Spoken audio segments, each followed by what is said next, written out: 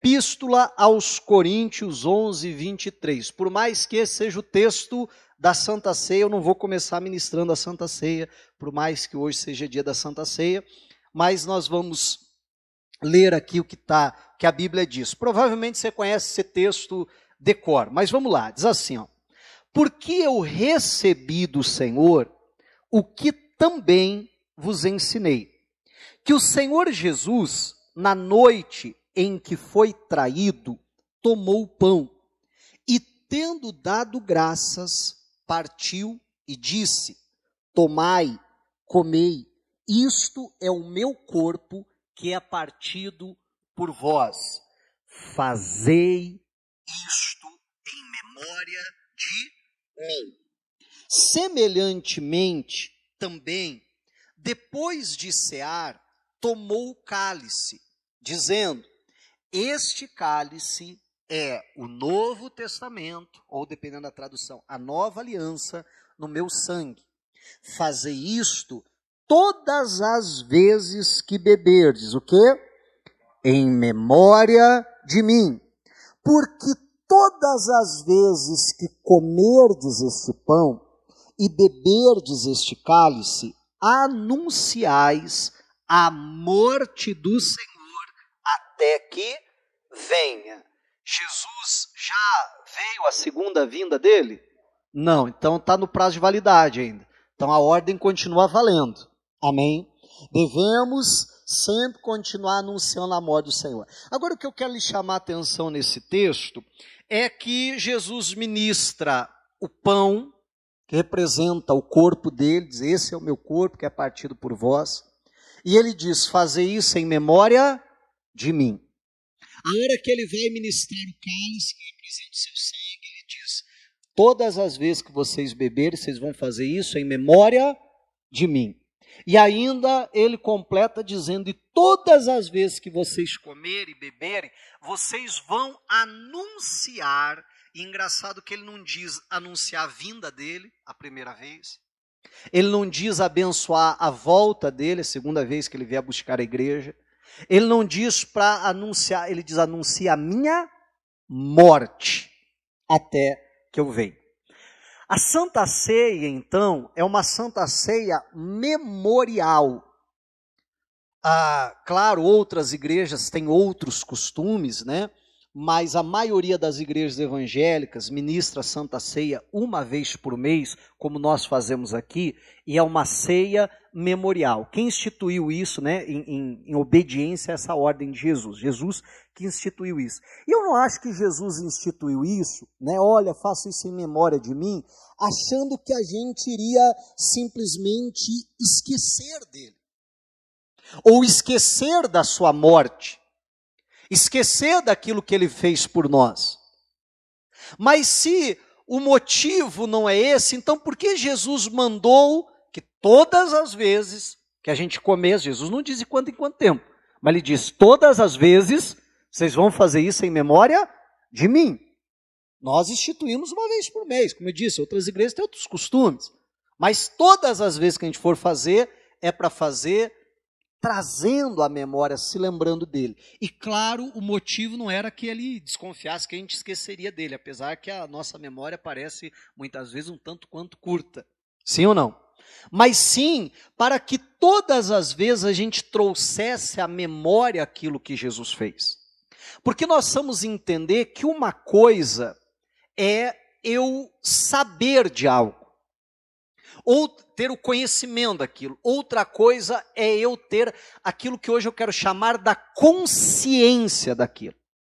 E o que Jesus ele está nos ensinando é sempre trazer a memória para alimentar, fazer com que fique uma consciência viva daquilo que há dentro de nós.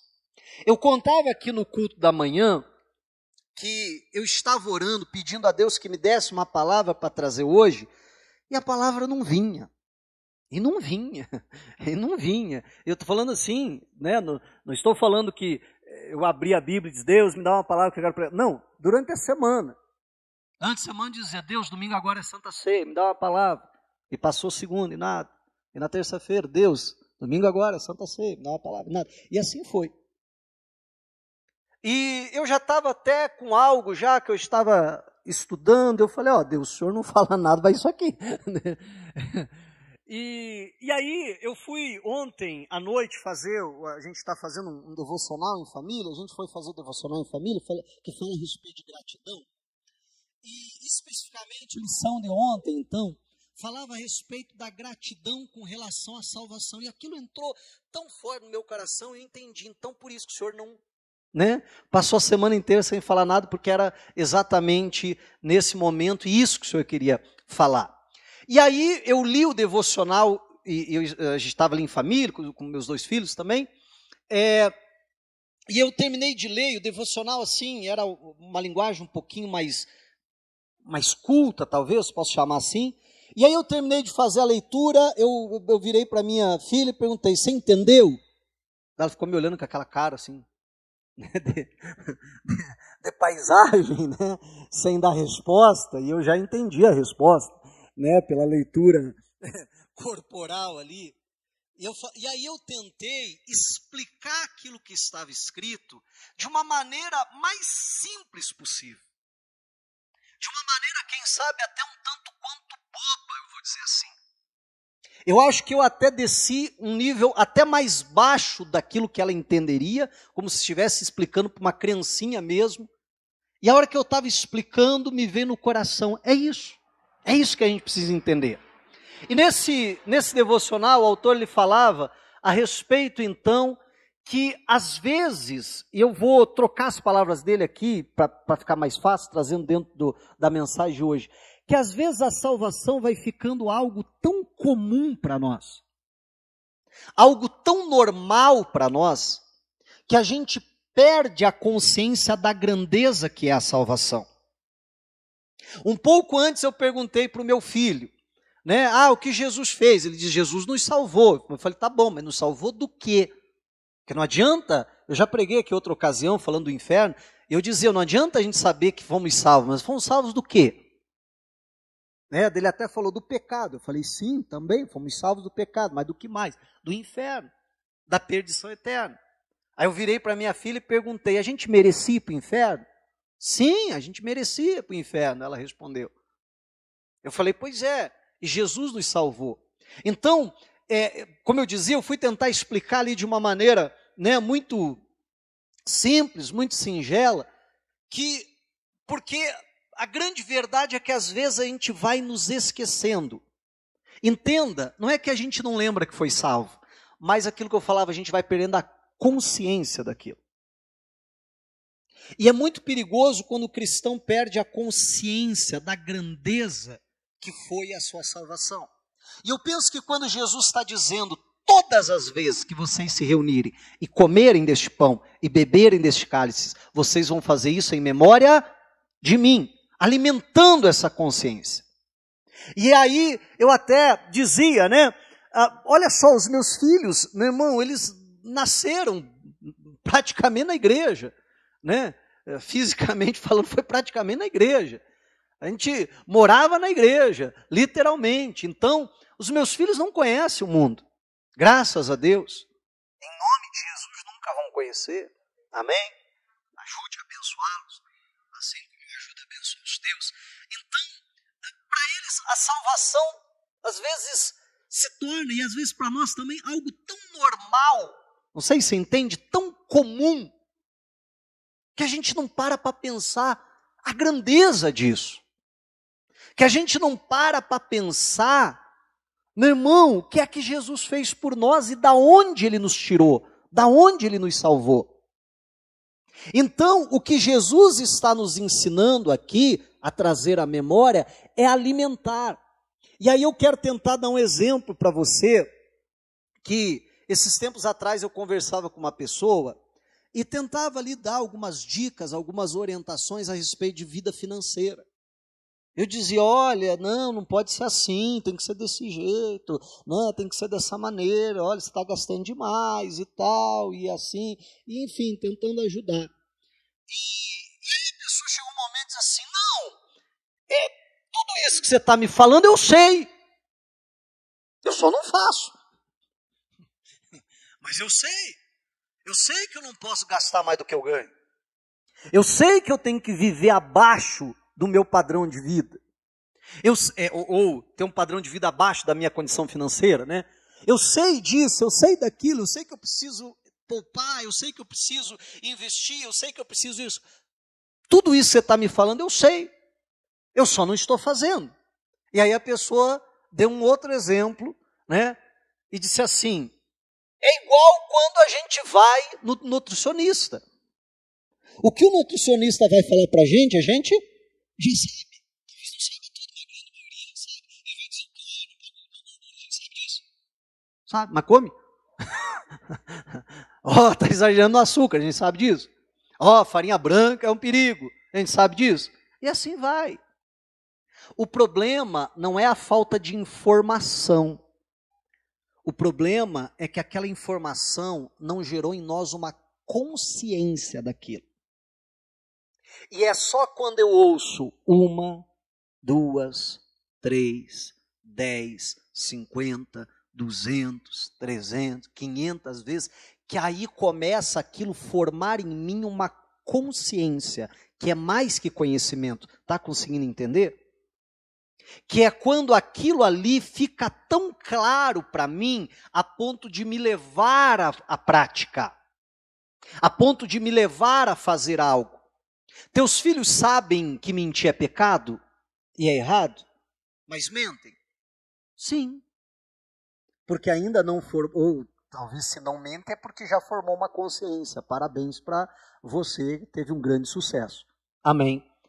Mas se não, adianta falar para o filho uma vez, olha, mentir é pecado, olha, quem mente vai para o inferno, porque a Bíblia diz que o diabo é o pai da mentira. Adianta falar isso uma vez? Eles têm esse conhecimento. Eu tenho que falar 1, 2, 3, 50, 200, até que se forme uma consciência. Quando se forma aquela consciência, é quando a pessoa não vai mentir. E se mentir, vai dizer, meu Deus, o que eu fiz? Jesus me perdoa, acabei de mentir, isso é algo muito sério. Agora formou uma consciência. Está entendendo? Então o que Jesus está falando aqui para nós, ao meu ver, é justamente isso. Enquanto, meu irmão, nós não estivermos trazendo à memória o tempo todo o que Jesus fez por nós, nós perdemos a consciência, não perdemos a informação. Não perdemos o conhecimento, mas perdemos a consciência daquilo. Eu não sei se talvez o termo mais correto seja esse, mas eu acho que você está entendendo o que eu estou querendo dizer com isso. Aquilo deixa de ser algo vivo dentro de nós. E esse é um grande perigo, porque quando a gente perde a consciência da nossa salvação, logo em seguida vem algo preocupante, que é isso aqui, ó. Vamos lá para o Salmo 51, por favor. Versículo de 12, durante a semana eu até citei esse salmo, não chegamos nem a lê-lo. Mas vamos lá, Salmo 51, versículo de número 12.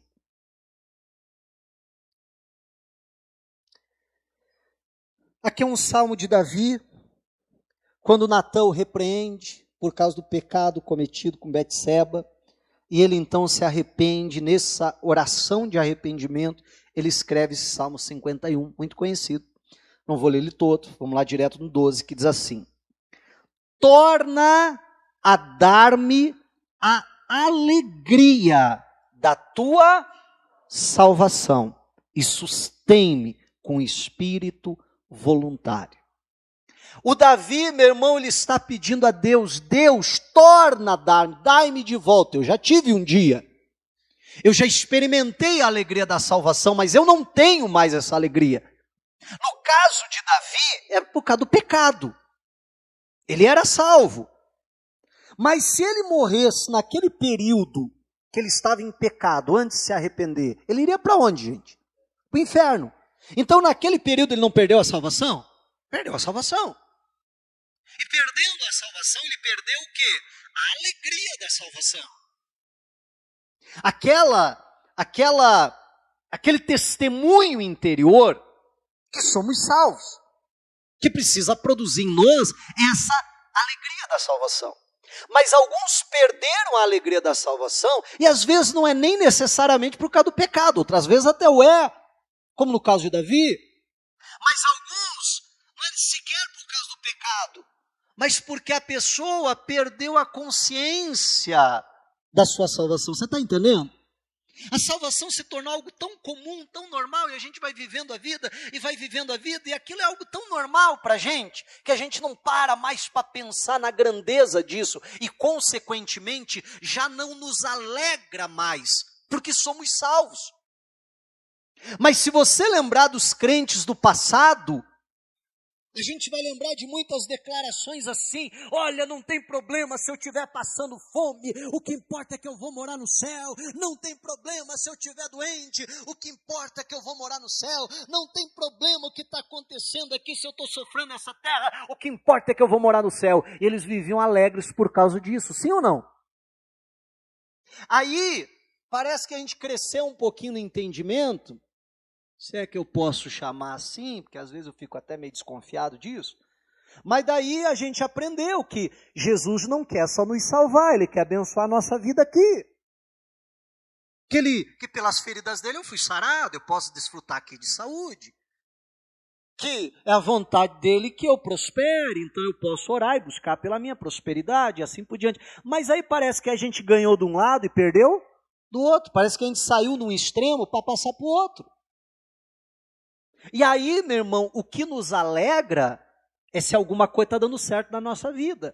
O grande problema é que o que nos entristece também é a mesma coisa, é quando algo não está dando certo na nossa vida. E aí a gente vê muito crente frustrado, bicudo. Não, que eu estou orando, não entendo, pastor. Não está acontecendo, Deus não está fazendo, pastor. E não é assim?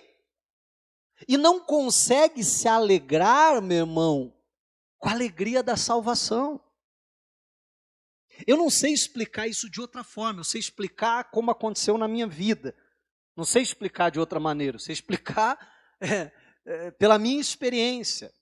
Eu já contei aqui algumas vezes que na minha adolescência, quando eu estava desviado, quando eu estava no pecado, e por ter sido criado num lar cristão, por ter tido experiências com Deus grandes na minha infância, eu conhecia a palavra e eu tinha certeza que se eu morresse eu ia para o inferno.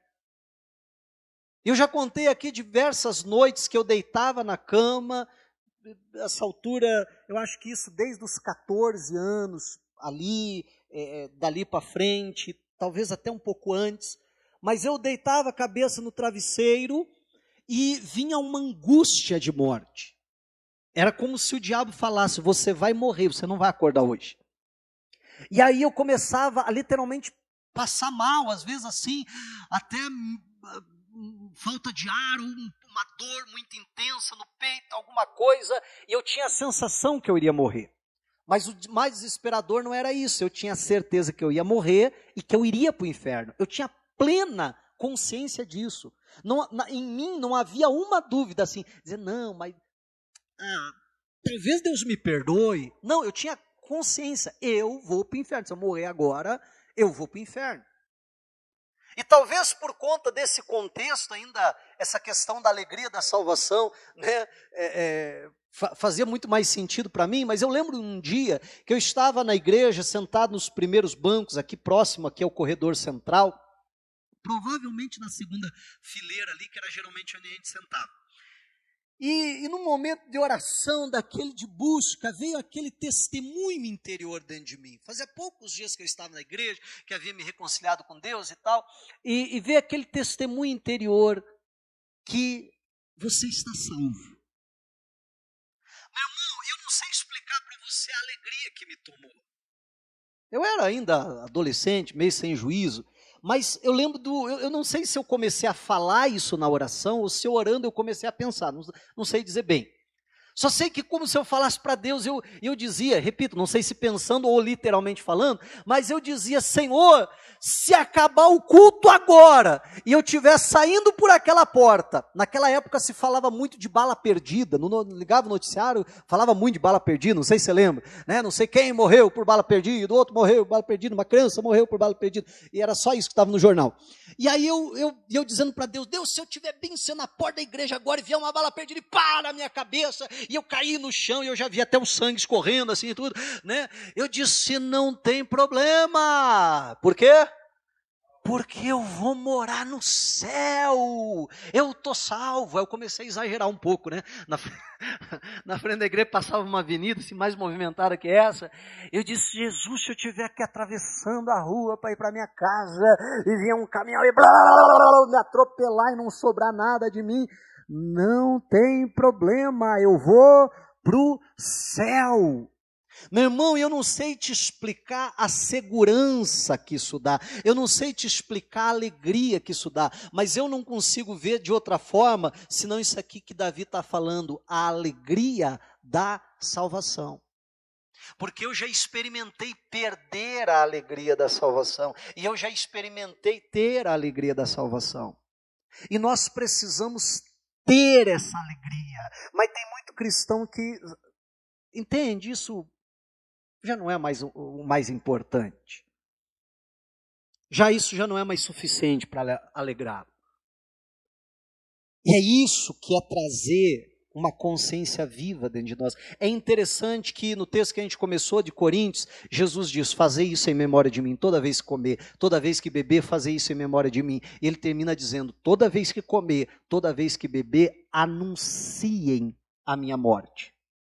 Porque você quer ver uma coisa que mostra se aquilo está com uma consciência viva dentro de nós ou não, é se nós falamos daquilo ou não. Você já viu aquela pessoa que ela decide viver uma vida saudável, e ela decide se alimentar bem, ela decide praticar um esporte, ela decide viver uma vida saudável? Você já viu que ela não para de falar disso? Se torna até alguém chato. Ô irmão, você tá gordinho, hein? Tá precisando fazer alguma atividade física. Não, isso aí eu não como, isso aí tem muita gordura, isso aí não sei o que lá. Não é assim?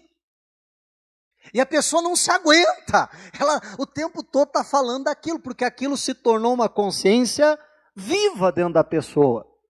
Meu irmão, se nós não falamos da salvação, isso já é um indício que a gente perdeu a consciência. Se a gente, meu irmão, conversa com alguém, consegue falar de todos os assuntos, mas não fala sobre o que Jesus fez por nós, você está me entendendo? Isso é sinal que a gente tem informação, que a gente tem conhecimento, mas talvez tenha de consciência. E Jesus está dizendo, faça isso em memória de mim, traz isso à memória, se lembre disso, para que isso fique vivo dentro de você, para que você tenha a alegria da salvação. A Bíblia diz que Jesus nos amou, Jesus nos alcançou, Jesus nos salvou, quando nós ainda estávamos mortos nos nossos pecados e delitos. A Bíblia diz, pode ser que por um justo, alguém ainda se dispõe a morrer. Mas ninguém se dispõe a morrer por um pecador, por um injusto. E aí a Bíblia diz, mas Deus mostra o seu amor por nós, porque Ele deu o seu Filho para morrer em nosso lugar, quando nós ainda estávamos nos nossos pecados, quando éramos inimigos de Deus, quando estávamos em rebelião aberta contra Deus. É isso que a Bíblia diz lá em Romanos capítulo 5, do versículo 1 ao 11, eu não vou ler, mas vou deixar de casa para você ler. Mas sabe como, lembra da conversa com os meus filhos? Sabe como eu tentei resumir isso que a Bíblia diz?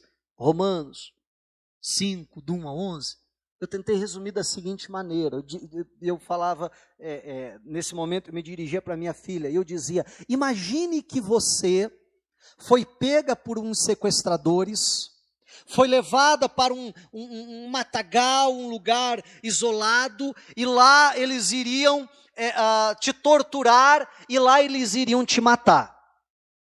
Era um lugar escondido, eles estão fortemente amados, ninguém consegue chegar e não tem o que fazer. Mas aí alguém se dispõe a morrer no teu lugar. Alguém se dispõe a dizer, não faça isso com ela. Tudo isso que vocês queriam fazer com ela, estamos aqui, faça comigo. Podem me torturar, podem me matar, mas libertem ela. E aí eles só estão querendo matar, mas tá bom, pra gente tá bom, tá, vai embora aqui, vem cá. E pegaram aquela pessoa e torturaram ela e depois mataram ela. E agora você está livre. Por que você está viva? Você está viva porque alguém morreu no teu lugar.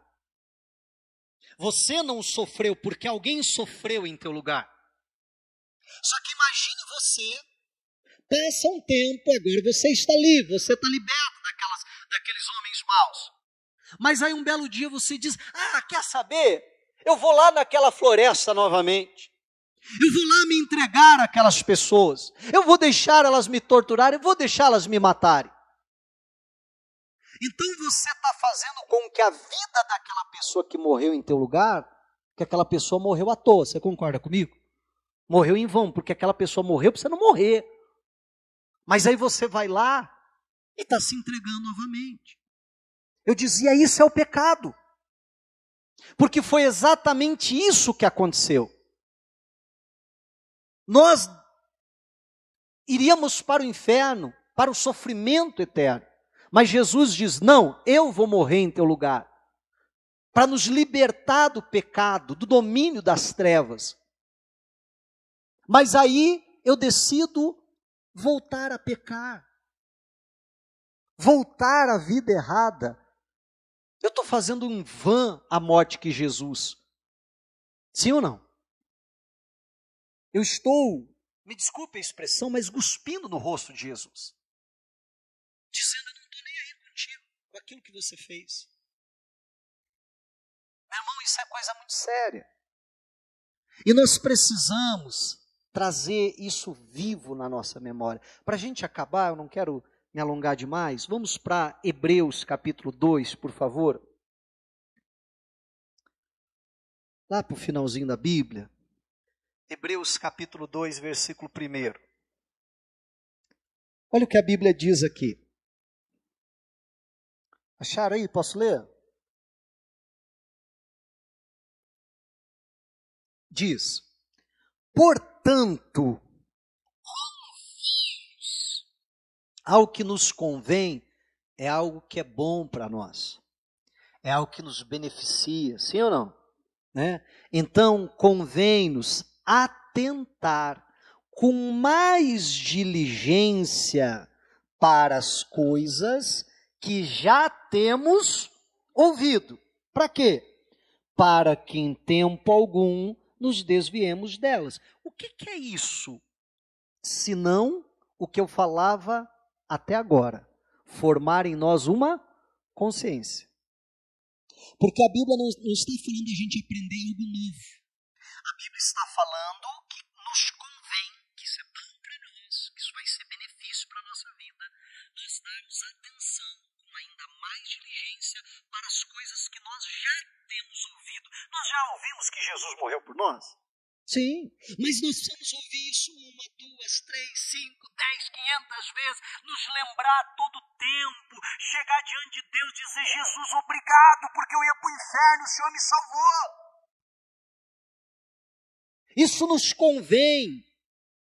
Para quê? Para que se forme essa consciência viva dentro de nós. A Bíblia diz, para que em tempo algum nos desviemos dela. Quando se forma dentro de uma pessoa a consciência de quão errado é a mentira, a pessoa nunca mais mente. Não se desvia daquilo. Você está entendendo? E como qualquer outra coisa, estou usando o exemplo da mentira aqui. Então a Bíblia está dizendo que eu preciso lembrar, que eu preciso dar mais atenção, que eu preciso ouvir mais uma vez, e mais uma vez, e mais uma vez a respeito daquilo. O grande problema é que às vezes a gente quer muito coisa nova, novidade. Aí o pastor disse, pessoal, vamos abrir a Bíblia no Salmo 23. Mas, meu Deus do céu, mas de novo, esse aí eu conheço já. E não é assim? Pastor, quer que eu fale? O senhor é meu pastor, não me faltará. Eu cito ele inteiro aqui. Aí o pastor chega na igreja e diz, pessoal, hoje eu vou pregar sobre o amor. A pessoa diz, meu Deus do céu, mas só sabe falar sobre isso. Faz 3 semanas que só prega sobre o amor. Vamos ser sinceros, não é mais ou menos assim? Mas quem disse que a gente tem que ouvir uma vez só? A gente tem que ouvir 1, 2, 3, 200, 500 vezes. Aí eu falo tanto sobre meditar, e nos últimos domingos eu tenho falado bastante sobre isso, principalmente quando está acabando o culto, eu digo, gente, nós vamos para casa agora, mas durante a semana tira um tempo para você meditar naquilo que você ouviu. É você parar e começar a revisar tudo aquilo que você ouviu, a lembrar, a trazer à memória, porque aquilo vai criando em nós uma consciência daquilo.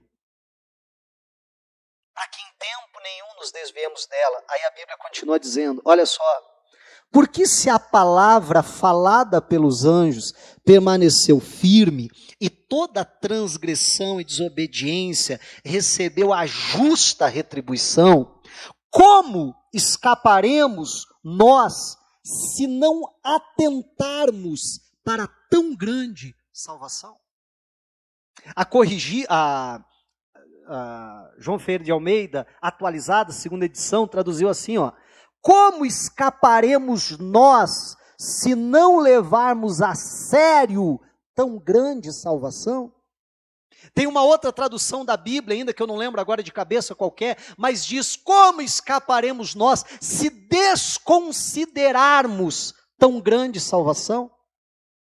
A Bíblia está dizendo que se toda rebeldia, desobediência teve a justa punição, como nós vamos escapar se essa tão grande salvação que Jesus nos trouxe, se nós não atentarmos, se nós não levarmos a sério, se nós desconsiderarmos ela? E você concorda comigo que é o que muitas vezes nós fazemos? Porque às vezes a salvação, aquilo que eu comecei falando, às vezes já é algo tão comum na nossa vida, que a gente para de celebrar ela. É igual um novo dia que começa, às vezes é tão normal para a gente. Acordando, novo dia está ali, se quer lembrar, oh, Jesus, obrigado, porque isso é um milagre. Você está entendendo?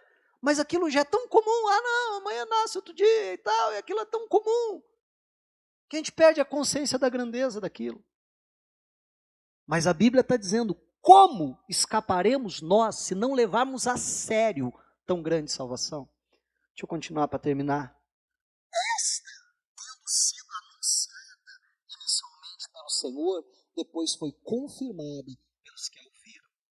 Que você não venhamos desconsiderar tão grande salvação. Não venhamos a não levar a sério tão grande salvação. Amém. Mas trazer sempre essa consciência. E todos os dias podemos nos lembrar, Jesus, eu era um perdido. Lembra como era a sua vida antes de Jesus? Amém. Eu era um perdido. E não somente isso, mas eu estava condenado ao inferno. Eu estava condenado ao inferno, mas Jesus me salvou, Jesus me libertou. Eu não sei de onde você veio, mas a turminha que eu andava na minha adolescência, com a forma que eu vivia, eles viviam dizendo para mim assim, esse aí não chega aos 18. Esse aí não chega aos 18. Esse aí. E o pior de tudo é que a gente é tão burro, que eu estufava para dizer, não, eu sou vida louca, não vou chegar nem aos 18. E provavelmente não teria chegado mesmo. Amém? Mas isso é o de menos. É a perdição eterna. O pior é essa. Mas Jesus me salvou e eu tenho que sempre lembrar. Porque como escaparemos se não levarmos a sério o que Jesus fez por nós? Que hoje possamos trazer, e não só hoje, mas amanhã, e depois da manhã, e daqui a um ano, e até o nosso último dia de vida, estarmos sempre agradecendo a Deus, Senhor, obrigado. Obrigado porque o Senhor me salvou. Obrigado porque o Senhor me libertou. Ter essa gratidão de coração, em nome de Jesus Cristo. Amém? Diga a glória a Deus. Vamos aplaudir o Senhor. Aleluias. Vamos ficar de pé, gente.